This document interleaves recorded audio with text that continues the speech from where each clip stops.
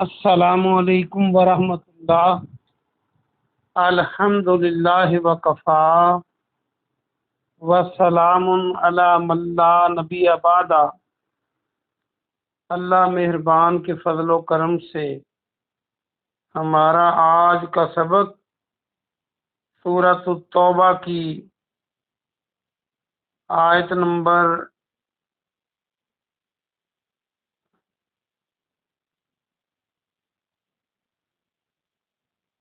118 اور 119 ہوگا انشاءاللہ۔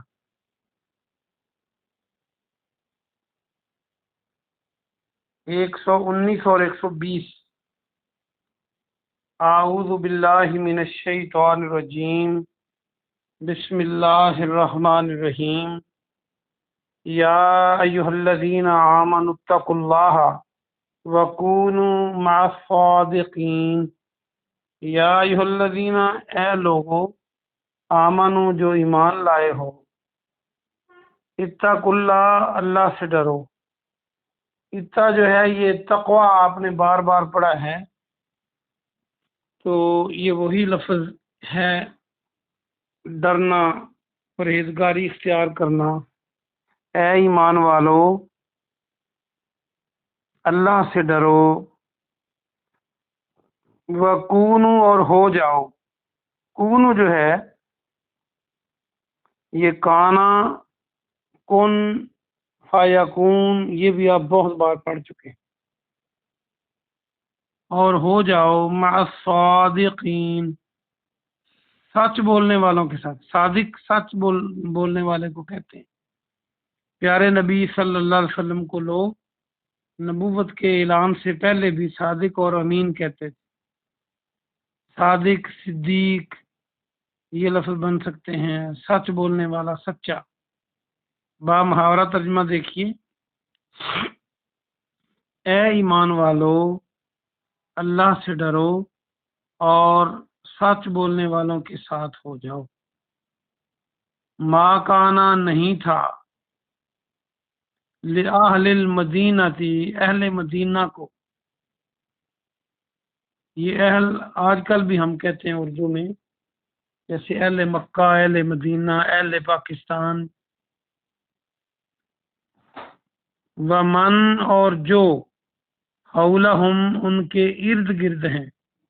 حول کو میں نے بتایا تھا، ماحول جب ہم لکھتے ہیں، ماحول کیا ہوتا ہے؟ جو ارد گرد چیزیں ہوتی ہیں۔ حولہم، ان کے ارد گرد۔ حولہم من الاعراب، دیہاتیوں میں سے، عرابیوں میں سے۔ ان یتخلفوا، ان کے، یتخلفوا، وہ پیچھے رہتے۔ یہ بھی دیکھیں تو واو الف جمع کی علامت، یا کا معنی وہ، اور خا لام فا، خلف، یہ خلیفہ وہی بنتا ہے جو بعد میں آتا ہے، نائب جو ہوتا ہے دوسرے نمبر پہ، تو خلف بھی ہم بولتے ہیں۔ الرسول اللہ، رسول اللہ صلی اللہ علیہ وسلم سے۔ ولا، اور نہ، یرغبو، وہ رغبت رکھتے۔ یرغبو کو دیکھیں تو را، غا، را اور غین اور با، تو تیل غازی رغبت بن جائے گا۔ راغب بھی ہم بولتے ہیں اردو کا ایک لفظ۔ مرغوب بھی بولتے ہیں، مرغوب، یہ سارے لفظ بنا سکتے ہیں۔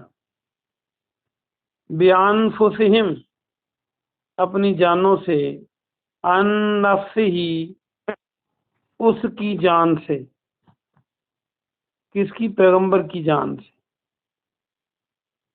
ذالک، یہ، بِأَنَّهُمْ، اس وجہ سے کہ بے شک وہ، لا یصیبہم، لا نہیں، یصیبو، وہی دیکھیں کہ ہم جو آخر پہ ضمیر ہے اس کا معنی تو وہ، اور سیب، مصیبت بنانا ہو تو مصیبت پہنچ کے رہتی ہے، میں نے بتایا تھا، تو اس کا معنی پہنچنا، نہیں انہیں پہنچتی۔ زامن، ज़माउन वला, ज़ामा उन जो है प्यास, असल में ज़ामा जो होता है ना, ये 2 दफ़ा पानी पीने के दरमियान के पीरियड को कहते हैं। मसला आपने सुबह पानी पिया, फिर दोपहर को पिया, तो जो दरमियान का पीरियड है उसको कहते हैं। तो इसको फिर प्यास के मानों में भी लिया जाता है। वला और ना, नसबुन थकावट, नसब इसके कई माने हैं, एक माना थकावट भी। नसबुन वला मखमसा, मखमसतुन था तो वक्फा किया तो हमने पढ़ा मखमसा। उर्दू में तो मखमसा कहते हैं ना बेचैनी को, कि बंदा किसी उलझन में हो, लेकिन ये जो अरबी का मखमसा, इसका माना भूख। वैसे गौर से देखा जाए तो भूख खुद बहुत बड़ी उलझन है। फी सबीलिल्लाह, अल्लाह के रास्ते में। वला और ना, यतऊना वो तय करते। यतऊन को देखें तो तोए हमजा है, ये लगा दें, तय बन जाएगा, जो फासला वगैरह तय करते हैं हम।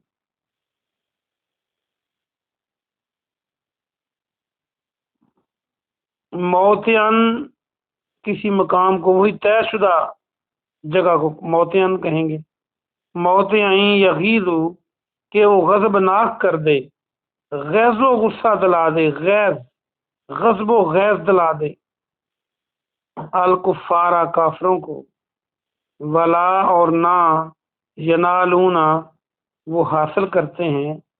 यनालून को देखें तो या के मानी वो, वाउन जमा की लामत, और मैंने ये बताया था नायला नाम रख लेते हैं मुसलमान बच्चियों के, हासिल करने वाली, तो यनालून वहीं से है।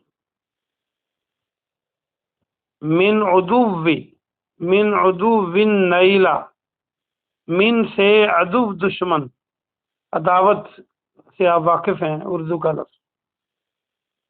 उदुव्विन नैला, नैला कामयाबी, ये पीछे आप पढ़ा है। इल्ला कोतिबा, मगर लिख दिया जाता है। कोतिबा किताब, लिखी हुई चीज को कहते हैं, और फर्ज करना और लिख देना वगैरह सारे माने इसके हैं।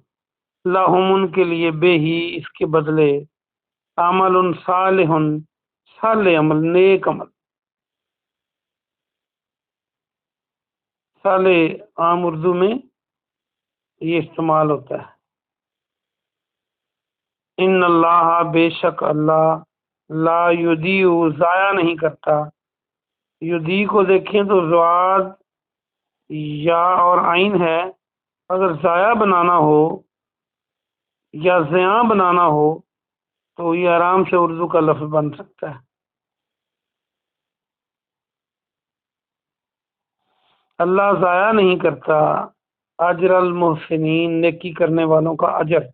अजर नेकी को कहते हैं। मोहसन उर्दू में और मोहसन है, और अरबी में नेक काम करने वाला। लंबी आयत है, बा मुहावरा तर्जुमा देखिए।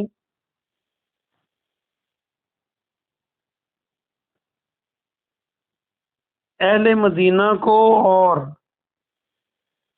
उनके इर्द गिर्द देहातियों में से उनको मुनासिब ना था कि वो रसूलुल्लाह सल्लल्लाहु अलैहि वसल्लम से पीछे रहते।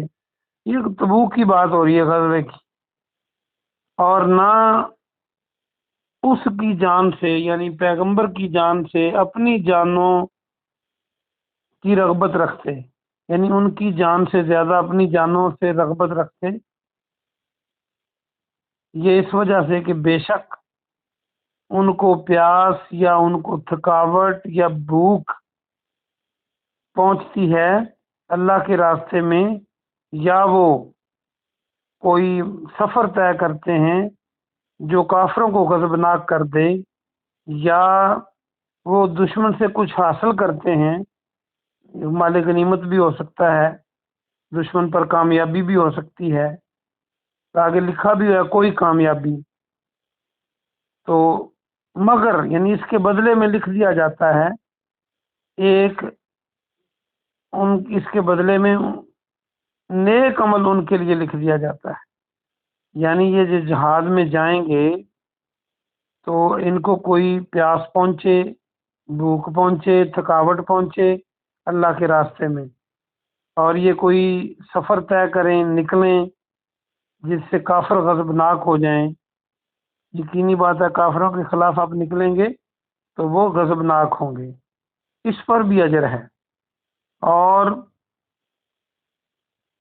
وہ جب کسی دشمن سے کامیابی حاصل کرتے ہیں، یعنی وہ غالب رہتے ہیں، تو پھر بھی اس پر بھی اجر ہے۔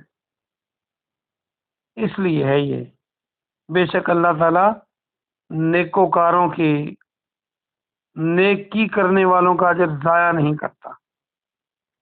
یہ با محاورہ ترجمہ ہوا، آئیے ہم اس کی تفسیر دیکھتے ہیں۔ اللہ سبحانہ و تعالیٰ نے کل والے مضمون کو ان آیات میں بھی جاری رکھا ہے۔ 118 آپ نے پڑھی تھی، میں نے ایک ہی آیت پڑھائی میں سچ کا ذکر تھا، اور آج اس سے آگے اللہ فرما رہا ہے کہ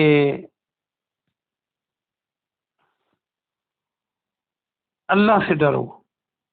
اصل میں اگر انسان کے دل و دماغ پر اللہ کا ڈر واقعہ ہی ثبت ہو جائے، چھا جائے، تو ساری برائیاں ختم ہو جائیں۔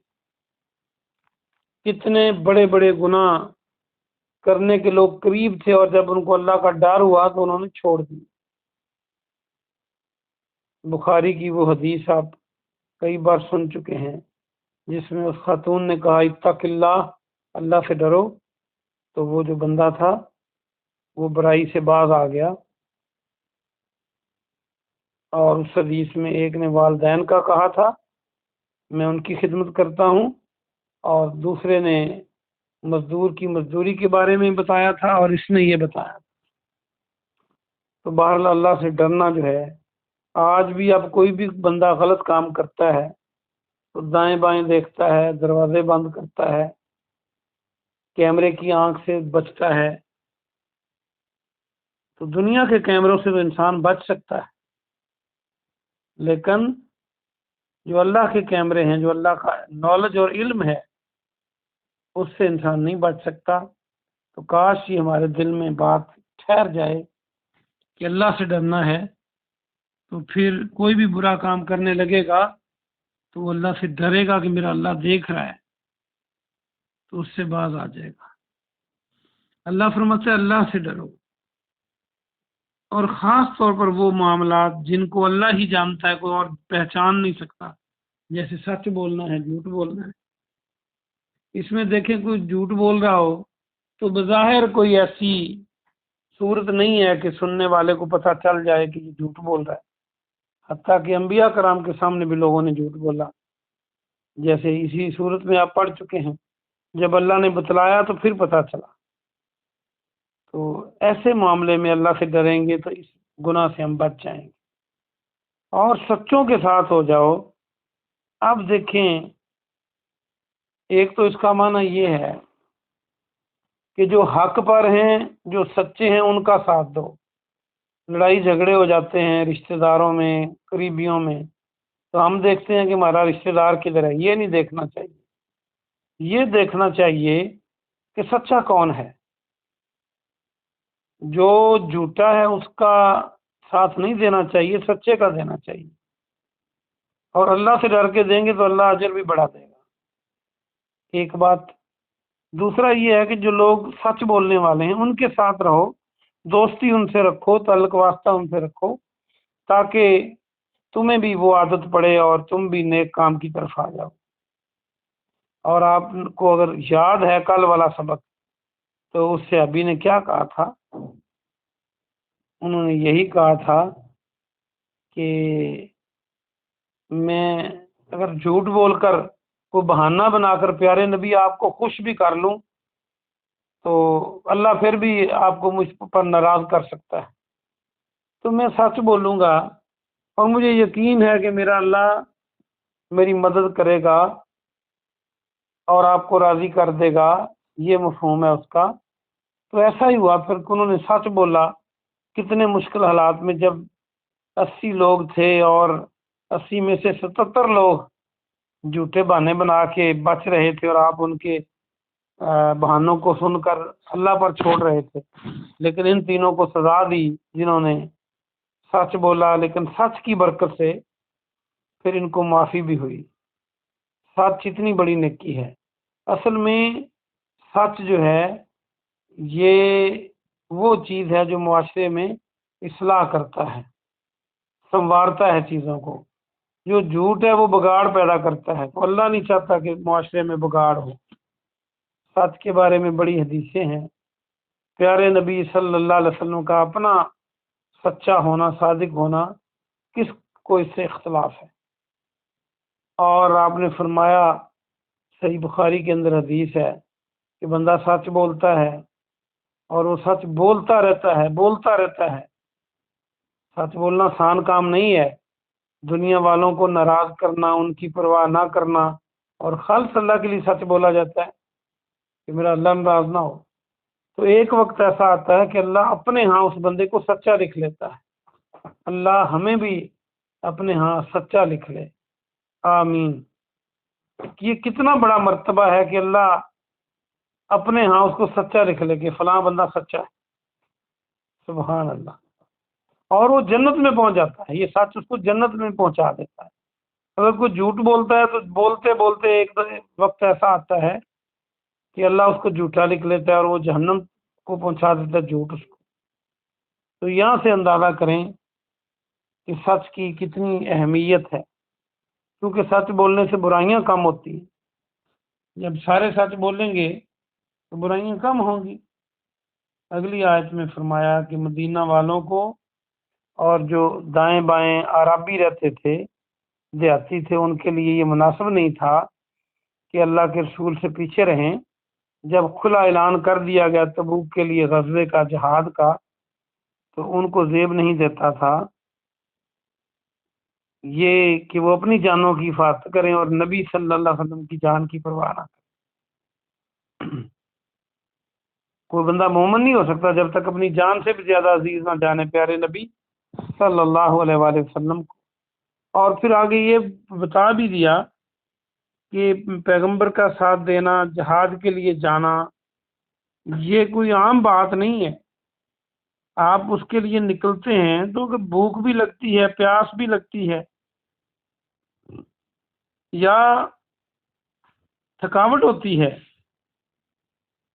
یا آپ کوئی کسی مقام سے کوئی فاصلہ طے کرتے ہیں تو کافروں کو پتہ چلتا ہے، وہ غضبناک ہوتے ہیں، یا آپ دشمن سے کچھ حاصل کرتے ہیں، ان سب کے بدلے نیکی لکھی جاتی ہے۔ اور دیکھ لیں قیامت والے دن جو ان قریب آنے والا ہے، ہم مر گئے تو ہمارے لیے تو قیامت ہے، یہ نیکیاں جس کے پاس زیادہ ہوں گی اس کو جنت کا اعلیٰ مقام ملے گا۔ جب دنیا میں جس کے پاس پیسے ہوں وہی چیزیں لے سکتا ہے، تو آخرت میں جس کے پاس نیکیاں زیادہ ہوں گی وہی بڑا چودھری اور بڑا امیر ہوگا، اور وہ اس کو اچھا مقام ملے گا۔ تو کیوں نہ ہم چھوٹی چھوٹی نیکیوں کو اکٹھا کریں، اور اللہ نیکی کرنے والوں کا اجر ضائع نہیں کرتا۔ یعنی اگر تم جہاد میں نکلتے اللہ کے رسول کے ساتھ تو ہر چیز پر تمہیں اجر ملتا، اس میں تمہارا اپنا بھی فائدہ تھا۔ اللہ پاک سے دعا ہے کہ اللہ پاک ہمیں قرآن اور حدیث کو صحیح معنوں میں سمجھنے اور اس پہ عمل کرنے کی توفیق عطا فرمائے۔ سبحان ربک رب العزت عما یصفون وسلام علی المرسلین والحمد للہ رب العالمین۔